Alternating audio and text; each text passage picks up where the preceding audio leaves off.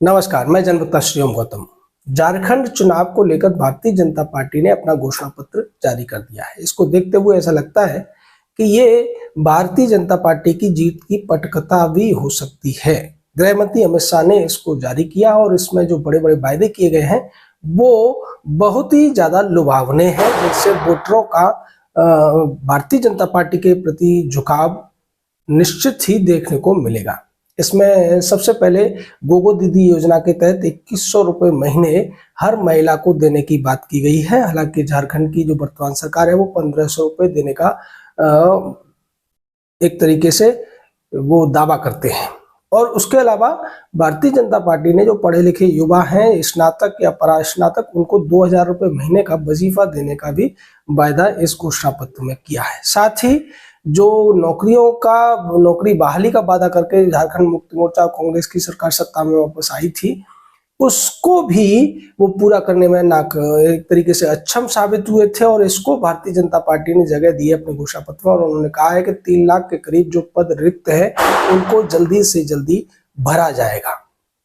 इसके अलावा भारतीय जनता पार्टी ने 500 रुपये सिलेंडर के हिसाब से गैस सिलेंडर उपलब्ध कराने की, और साथ ही महिलाओं को रक्षाबंधन और भाई दूज पर 2 बार 2 सिलेंडर मुफ्त देने का भी वायदा इस घोषणा पत्र में किया है।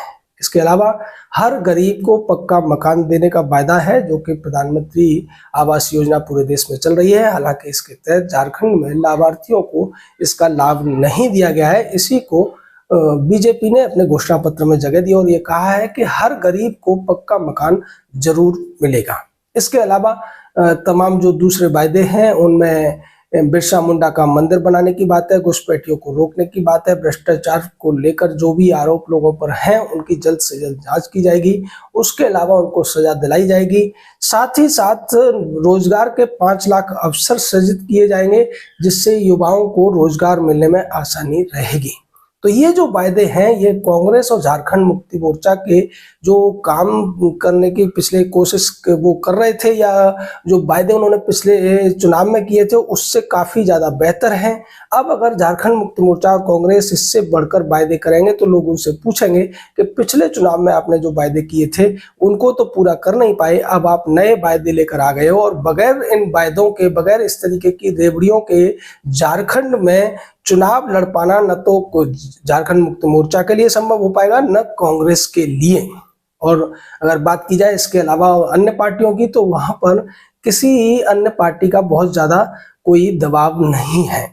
यानी सीधा मुकाबला या तो भारतीय जनता पार्टी का है के साथ से कांग्रेस और झारखंड मुक्ति मोर्चा का है, उसके अलावा कोई तीसरा फ्रंट वहां नजर नहीं आ रहा। से देखा जाए तो भारतीय जनता पार्टी इन लुभावने वायदों के आधार पर आने वाले 13 और 20 तारीख को जो चुनाव होने हैं उसमें आगे निकलती हुई नजर आ रही है। हालांकि अब ये देखना दिलचस्प होगा कि बीजेपी अपने इन वायदों को जनता तक कितनी आसानी से और कितनी जल्दी ले जाती है, क्योंकि अगर ये वायदे केवल बातों में ही रह जाएंगे, जनता तक नहीं पहुंचेंगे, और चूंकि झारखंड आदिवासी इलाका है, वहाँ लोग बहुत ज्यादा पढ़े लिखे नहीं हैं, तो उन आम लोगों तक इन वायदों को ले जाने की जिम्मेदारी भारतीय जनता पार्टी के कैडर पर है, उनके स्थानीय कार्यकर्ताओं के ऊपर है।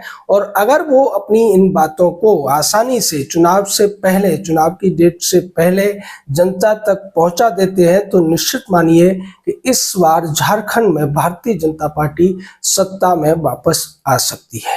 यानी यहाँ सबसे बड़ा जो मुद्दा है वो रेवड़ियां ही है, और ये जो बड़ी बड़ी रेवड़ियां बीजेपी ने दी हैं वो लोगों को लुभाने में कामयाब हो सकती हैं, इसकी पूरी संभावना है। क्योंकि झारखंड मुक्ति मोर्चा और कांग्रेस चूंकि सत्ता में रहे थे, उनके खिलाफ बहुत बड़ा एंटी इनकम्बेंसी है।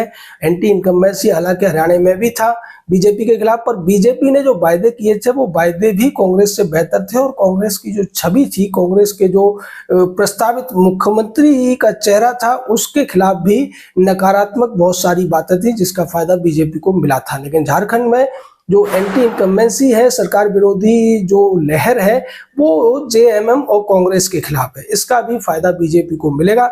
साथ ही उन्होंने जो वायदे किए हैं उन वायदों को मैच करा पाना अब कांग्रेस और झारखंड मुक्ति मोर्चा के गठबंधन के बस की बात नहीं है। यानी सारी बात इसी पर आके अटक जाती है कि बीजेपी अगर इन वायदों को जनता तक आसानी से पहुंचा देती है, उनको समझाने में कामयाब हो जाती है, तो निश्चित ही उसको वोट भी ज्यादा मिलने के पूरे आसार नजर आ रहे हैं। जय हिंद।